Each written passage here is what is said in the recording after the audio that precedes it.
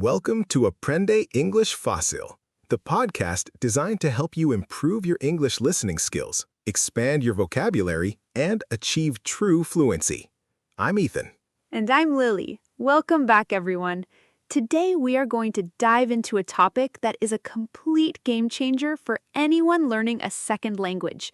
If you feel like you understand a lot of English, but when you try to speak, you freeze, this episode is exactly what you need. That is so true, Lily. Today, we're answering the golden question. How can you train your brain to think in English and finally stop translating in your head?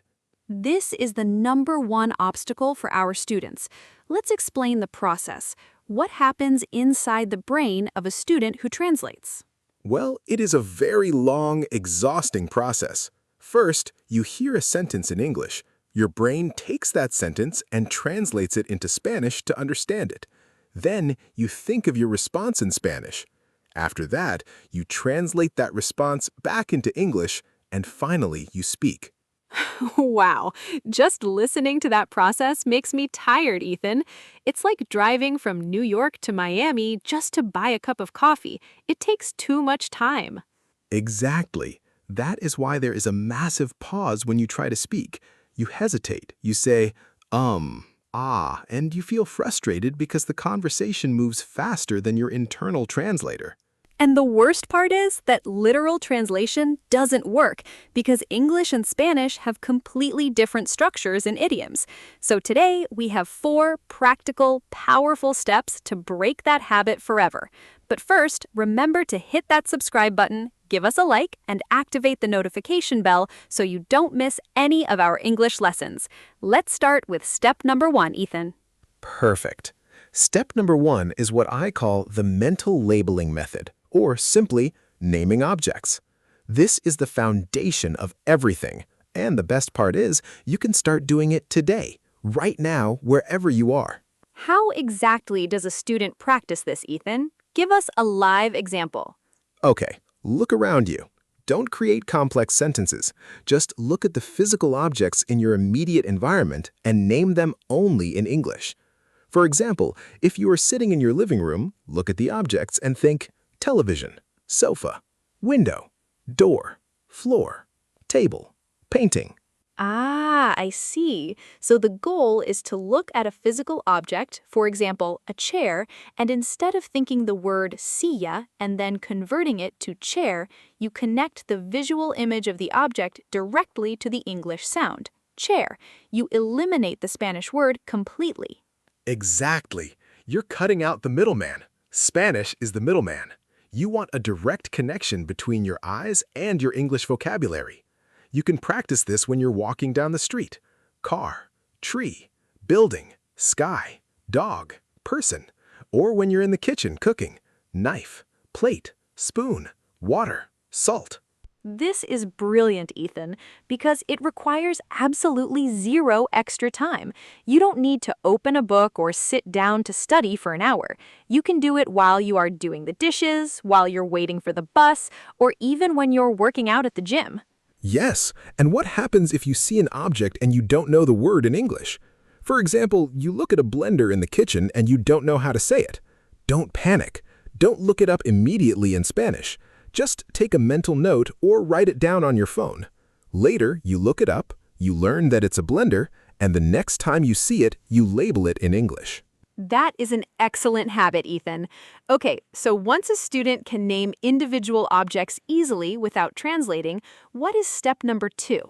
Step number 2 is moving from single words to thinking in simple sentences. This is where you start describing your actions in the first person during your daily routine. Can you walk us through a normal morning routine using this method? Of course.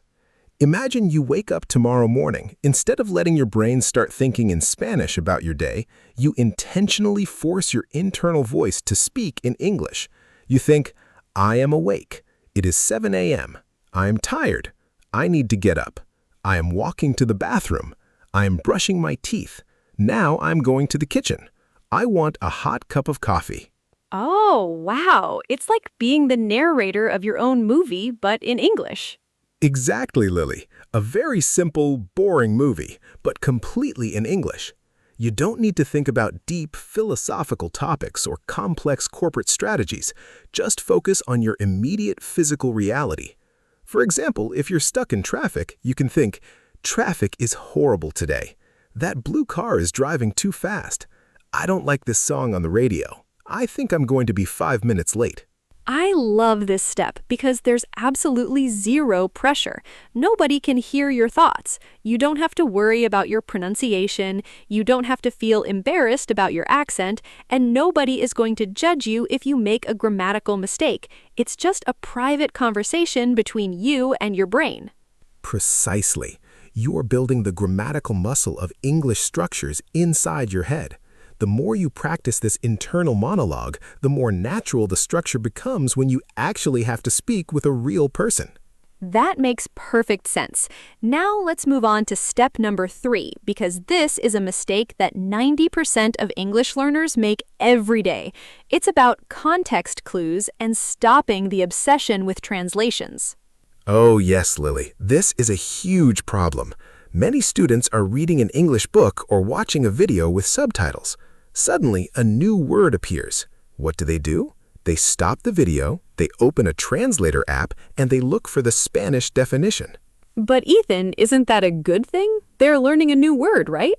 In reality, no. They're doing the opposite. Every time you translate a new word into Spanish, you're training your brain to believe that English cannot stand on its own. You're reinforcing that long translation highway we talked about in the beginning. You need to train your brain to guess the meaning using context. Okay, let's do an exercise right now with our audience so they can see how this works. Give us a sentence with a difficult word. Great idea. Listen to this sentence, everyone. The weather was so scorching that my ice cream melted in less than 30 seconds. Now imagine you have never heard the word scorching before. Lily, how can you find the meaning without a dictionary? Well, I analyzed the clues in the sentence. The sentence talks about weather, it talks about ice cream, and it says the ice cream melted very fast, in 30 seconds. Ice cream melts when it is very hot, so scorching must mean extremely hot.